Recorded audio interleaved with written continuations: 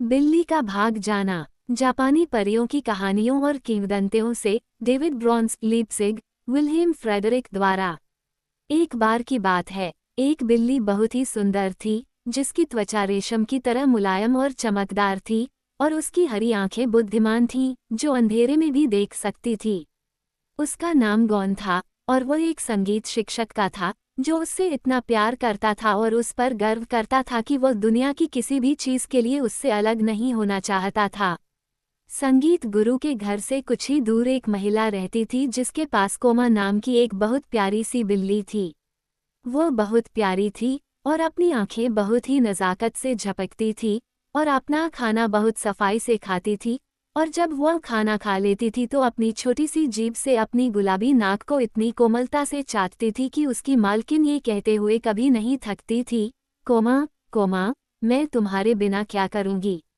खैर, एक दिन ऐसा हुआ कि शाम को टहलने निकले ये दोनों एक चेरी के पेड़ के नीचे मिले और एक पल में ही एक दूसरे के प्यार में पागल हो गए। गॉन को बहुत पहले से लग रहा था कि अब उसके लिए एक पत्नी ढूंढने का समय आ गया है, क्योंकि पड़ोस की सभी महिलाएं उस पर इतना ध्यान देती थीं कि वो काफी शर्मिला हो गया था, लेकिन उसे खुश करना आसान नहीं था और वह उनमें से किसी की भी परवाह नहीं करता था। अब, इससे पहले कि वह कुछ सोच पाता, कामदेव ने उसे अपने जाल में फंसा लिया और वह कोमा के प्रति प्रेम से भर गया। उसने उसके जुनून का पूरा जवाब दिया, लेकिन एक औरत की तरह उसने रास्ते में आने वाली मुश्किलों को देखा और दुखी होकर गॉन से सलाह ली कि उन्हें कैसे पार किया जाए। गॉन ने अपने मालिक से कोमा को खरीदकर मामले को ठीक करने की विनती की, लेकिन उसकी मालकिन उससे अलग होने को तैयार नहीं हुई। फिर संगीत के मालिक से गॉन को उस महिला को बेचने के लिए कहा गया, लेकिन उसने ऐसी किसी भी बात को सुनने से इनकार कर दिया, इसलिए सब कुछ पहले जैसा ही रहा। आखिरकार इस जोड़े का प्यार इतना बढ़ गया कि उन्होंने खुद को खुश करने और साथ में अपनी किस्मत आजमाने का फैसला किया। इसलिए एक चांदनी रात में वे चुपके से निकल गए और एक अनजान दुनिया में निकल पड़े। पूरे दिन वे धूप में बहादुरी से आगे बढ़ते रहे, जब तक कि वे अपने घरों को बहुत पीछे नहीं छोड़ आए, और शाम को वे खुद को एक बड़े पार्क में पाते हैं। इस समय तक घुमक्कड़ बहुत गर्म और थके हुए थे, और घास बहुत नर्म और आकर्षक लग रही थी, और पेड़ों पर ठंडी गहरी छाया पड़ रही थी, जब अचानक इस स्वर्ग में एक राक्षस प्रकट हुआ, एक बड़े बड़े कुत्ते के रूप में। वह अपने सारे दांत दिखाते हुए उनकी ओर बढ़ा, और कोमा चीखा और एक चेरी के पेड़ पर चढ़ गया। हालांकि गॉन ने अपनी जगह पर डटे रहने का साहस किया और युद्ध करने के लिए तैयार हो गया, क्योंकि उसे लगा कि कोमा की नज़र उस पर है और उसे भागना नहीं चाहिए। लेकिन अफसोस, अगर उसका दुश्मन उसे एक बार भी छू लेता तो उसका साहस उसके काम नहीं आता, क्योंकि वह बड़ा और शक्तिशाली था और बहुत भयंकर था। पेड़ पर बैठी कोमा ने ये सब देखा और पूरी ताकत से चिल्लाई, उम्मीद करते हुए कि कोई सुन लेगा और मदद के लिए आएगा। सौभाग्य से राजकुमारी का एक नौकर, जिसका पाक था, वहां से गुजर रहा था। उसने कुत्ते को भगा दिया और कांपते हुए गोन को अपनी बाहों में उठाकर अपनी मालकिन के पास ले गया। इसलिए बेचारा छोटा कोमा अकेला रह गया, जबकि गोन को परेशानियों से भरा हुआ ले जाया गया। उसे बिल्कुल भी नहीं पता था कि क्या करना है।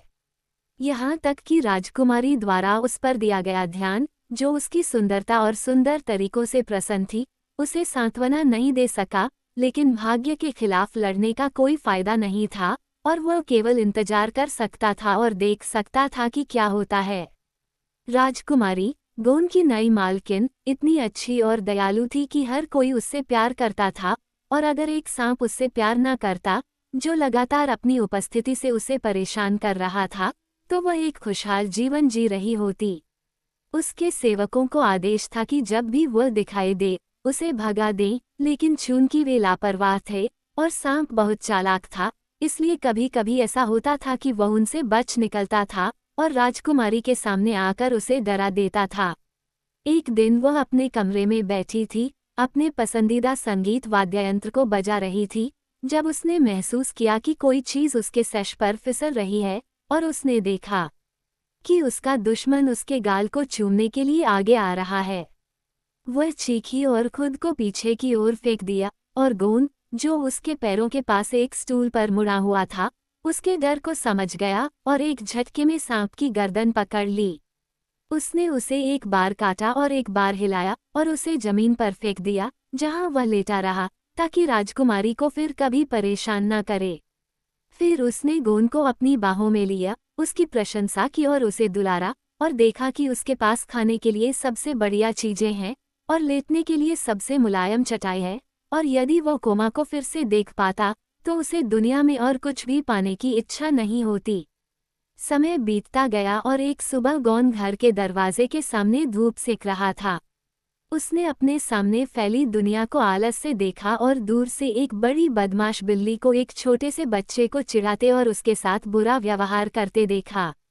वो गुस्से से भरकर उछल पड़ा और बड़ी बिल्ली को भगा दिया और फिर वो छोटे बच्चे को सांत्वना देने के लिए मुड़ा। जब उसे पता चला कि वो कोमा था तो उसका दिल खुशी से झूम उठा। पहले तो कोमा उसे फिर से नहीं पहचान पाई, वह बहुत बड़ा और आलीशान हो गया था, लेकिन जब उसे पता चला कि वह कौन है तो उसकी खुशी का ठिकाना नहीं रहा और वे बार बार अपने सिर और नाक रगड़ते रहे, जबकि उनकी खर्राटों की आवाज़ 1 मील दूर से भी सुनी जा सकती थी। वे दोनों एक दूसरे के पंजे में हाथ डालकर राजकुमारी के सामने आए और उसे अपने जीवन और उसके दुखों की कहानी सुनाई। राजकुमारी ने सहानुभूति के लिए रोते हुए वादा किया कि वे कभी अलग नहीं होंगे, बल्कि अपने जीवन के अंत तक उसके साथ रहेंगे। धीरे धीरे राजकुमारी ने खुद शादी कर ली और पाक में महल में रहने के लिए एक राजकुमार को ले आई, और उसने उसे अपनी 2 बिल्लियों के बारे में सब कुछ बताया और बताया कि गोंद कितना बहादुर था और कैसे उसने उसे उसके दुश्मन सांप से बचाया था। और जब राजकुमार ने सुना तो उसने कसम खाई कि वे उन्हें कभी नहीं छोड़ेंगे, बल्कि राजकुमारी जहां भी जाए उसके साथ जाएंगे। और सब कुछ वैसा ही हुआ जैसा राजकुमारी चाहती थी, और गोंद और कोमा के कई बच्चे हुए और राजकुमारी के भी, और वे सभी एक साथ खेलते थे और अपने जीवन के अंत तक दोस्त रहे।